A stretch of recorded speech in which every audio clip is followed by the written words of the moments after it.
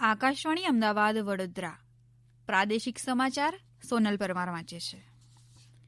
સૌરાષ્ટ્રના દરિયાકાંઠે દીવ ટાપુ ઉપર 3 દિવસનું રોકાણ આટોપીને રાષ્ટ્રપતિ રામનાથ કોવિંદ રાજધાની દિલ્હી જવા માટે સવારે રવાના થયા ત્યારે પ્રશાસક પ્રફુલ્લ પટેલે તેમને ભાવભીની વિદાય આપી હતી.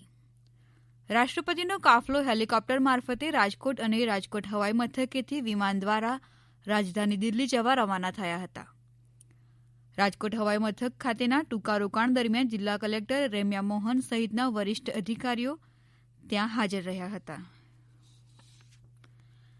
બનાસકાંઠાના સિદ્ધપુર ખાતે ગોકુળ ગ્લોબલ યુનિવર્સિટીનો પ્રથમ પદવીદાન સમારંભ યોજાઈ ગયો, જેમાં દીક્ષાંત અતિથિ તરીકે મુખ્યમંત્રી વિજય રૂપાણી ઉપસ્થિત રહ્યા હતા.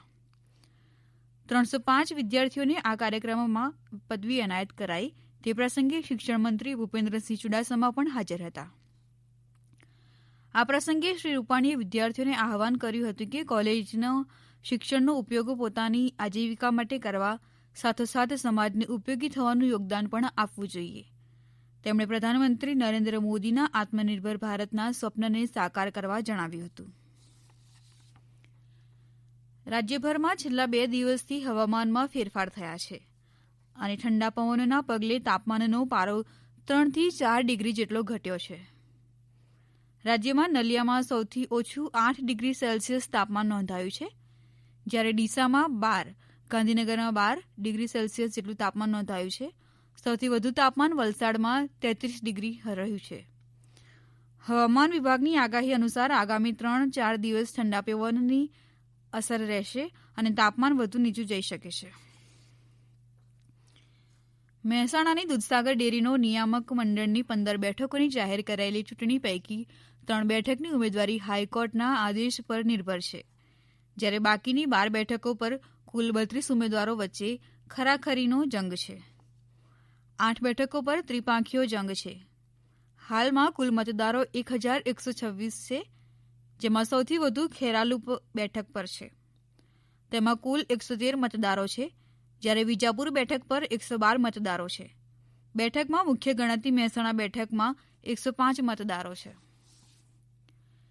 કેન્દ્રીય માર્ગ પરિવહન અને ધોરીમાર્ગ મંત્રાલયે કોરોના રોગચાળાને ધ્યાનમાં રાખીને માર્ગ પરિવહન માટે જરૂરી દસ્તાવેજો જેમ કે ડ્રાઈવર લાયસન્સ, વાહનનું રજીસ્ટ્રેશન અને અન્ય મંજૂરીઓની મુદત 31 માર્ચ 2021 સુધી વધારી દીધી છે.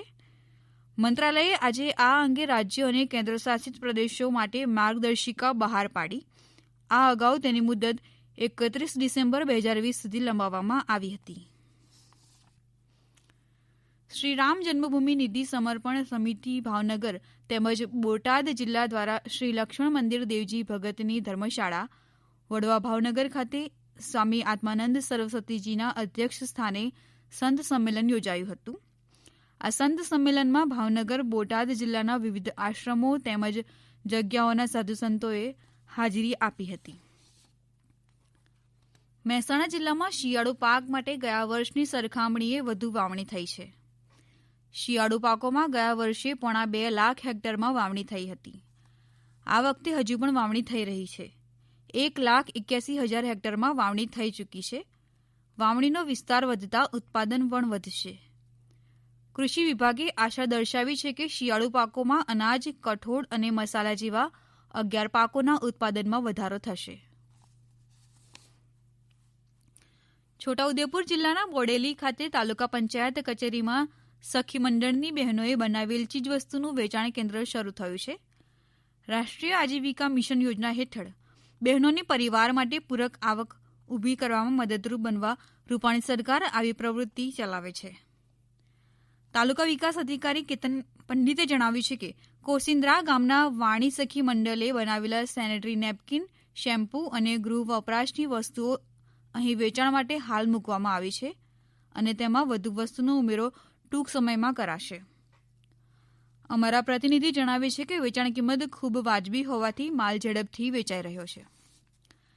શારીરિક ખોડખાપણ કે વિકલાંગતા માણસને લાચાર બનાવી દે છે, ત્યારે મહેસાણાની ઇન્ડિયન સાયકલ ક્લબના નવીન પટેલે અથાગ પ્રયાસ કરીને ક્લબ આયોજિત 600 કિલોમીટર મિની BRM સફળતાપૂર્વક પૂર્ણ કરી અને ફ્રાન્સ દ્વારા અપાતું સુપર રેન્ડોનિયર્સનું બિરુદ પ્રાપ્ત કરનાર પ્રથમ દિવ્યાંગ સુપર રેન્ડોનિયર્સ બન્યા છે 2019માં તેઓએ હિમાચલ પ્રદેશથી દુર્ગમ સ્પિતવેલીમાં બુલેટ રાઇડરમાં પણ ભાગ લીધો હતો 600 કિલોમીટર તેમણે 38 કલાક 45 મિનિટમાં પૂર્ણ કર્યા હતા નાનપણથી જ જમણા પગે પેરાલિસિસની અસર ધરાવે છે આકાશવાણી અમદાવાદ વડોદરા પરથી પ્રાદેશિક સમાચાર પૂરા થયા